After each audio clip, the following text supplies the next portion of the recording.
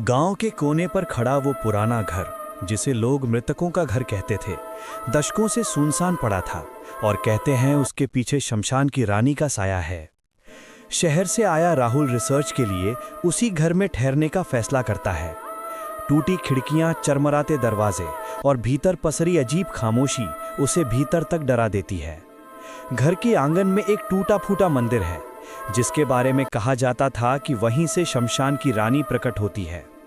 रात गहराते ही मंदिर के पास से एक लंबी काली परछाई गुजरती है और घर के अंदर बर्तनों के गिरने की आवाजें आने लगती हैं। अचानक मंदिर की घंटी अपने आप बजने लगती है और ठंडी हवा का झोंका राहुल को जकड़ लेता है। गांव वालों की दास्तान याद आती है कि ये वही रानी है जो अप्सरा से प्रेतनी बनी और इस मंदिर से बंध गई। राहुल को सीढ़ियों पर कदमों की आहट सुनाई देती है। खिड़की पर किसी औरत का चेहरा झलकता है, जिसकी आंखें लाल और होंठ भयावह मुस्कान लिए हुए हैं। कानों में फुसफुसाहट गूंजती है, यहाँ से चले जाओ वरना हमेशा के लिए मेरे हो जाओगे।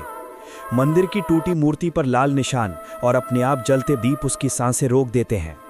तभी राहुल को महसूस होता है जैसे किसी ने उसके शरीर पर कब्जा कर लिया हो। उसकी आंखें पल भर को सफेद हो जाती हैं। मंदिर से धुएं में लिपटा एक भयंकर रूप उभरता है। काले वस्त्रों में, बिखरे बाल और माथे पर अग्नि जैसा टीका लिए शमशान की रानी प्रकट होती है। उसकी भारी आवाज गूंजती है, ये मंदिर मेरा है, ये घर मेरा है, अब तुम भी मेरे हो। राहुल डर से जड़ हो जाता है। उसके पैर जमीन में धंस जाते हैं और रानी धीरे धीरे उसकी ओर बढ़ती है।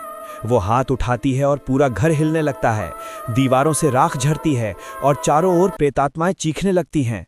राहुल पूरी ताकत लगाकर दरवाजे की ओर भागता है, लेकिन दरवाजा बंद हो चुका होता है।